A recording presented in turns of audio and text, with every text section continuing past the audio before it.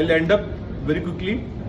See, RERA, what I have understood all my life selling homes, RERA protects you also and RERA does not protect you also.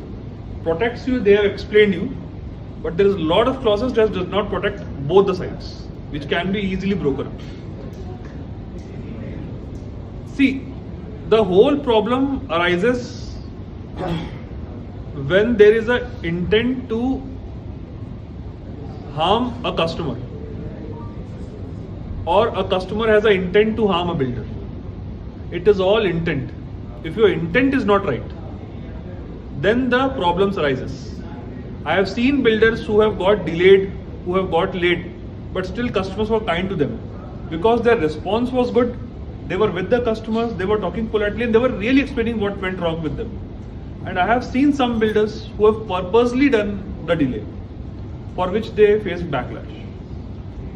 So, and I am telling you, in a country where it takes 30 years for somebody to get a penalty, where people have done a frauds of 10,000 crores and they're out of country and we're not able to bring them back, RERA is not so strong that it can take a builder like this into a jail. It can be dragged and all those things. RERA is not an authority. RERA is you and me. RERA is you and me. We are all the part of RERA.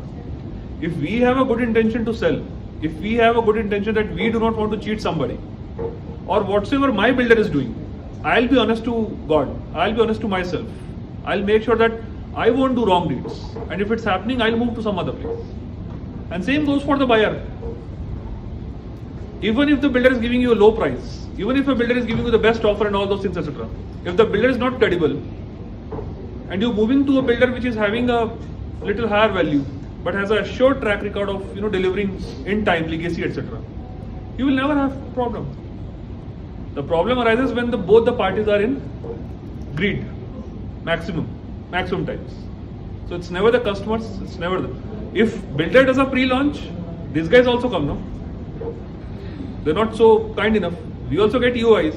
So none of the side is correct, none of the side is wrong. It's actually you. You decide what I have to do with the other guy. If your intent is good, you want to do things good, there's never a problem. RERA is a rule book. We have our IPC also, no? But there is a lot of things. Yeah. I'm telling you, your intent, if you think house selling is a divine business, I think house selling, which I do, is a divine business where my only intention is somebody is going to have a shelter above his head.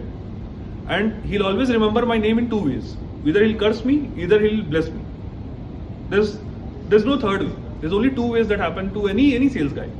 You are always being remembered as a curse or a blessed one. You decide where you need to land.